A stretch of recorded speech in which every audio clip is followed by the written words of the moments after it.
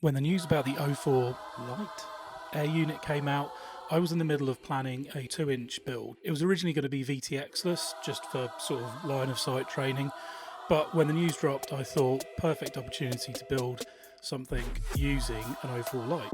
So I decided to set myself the task of building the smallest, lightest toothpick I could out of only parts that I had or those that were donated by other people. Of course, I had to buy the O4 unit, but we'll just skip over that bit. This is what I came up with. Nickname Skeeto. It's a 2S 2-inch, built on a sort of Twiglet style frame. The motors are a bit small, the capacitor is way too big, it has an external ILRS receiver which is just super heavy and ridiculous, and the AIO I used is almost dead, but it did fly, not for very long, and not very well, but it did fly.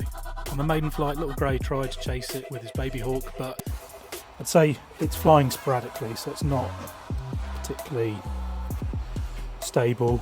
It turns one way very well and not very well the other way, so I think that's a bit of a clue. I really enjoyed building this little quad. It was surprisingly easy to work on, and I learnt a lot about how to pick motors, batteries, props and other parts for builds that are this small.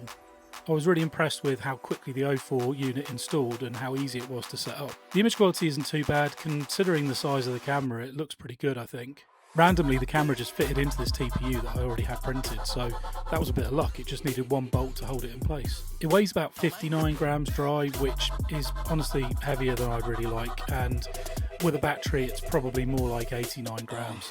So next for this quad will be some upgrades so that I can just fly it out and about whenever I want to, and I might even get more than 30 seconds flight time out of it when packed.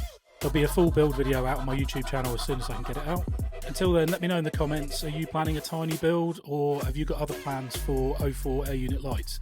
I think there's just so many possibilities with something this small and this light, especially if you're already in the DJI ecosystem. If you go to my profile, you'll find a link to my YouTube channel, so if you give me a follow on there, you'll get to see the video when it comes out.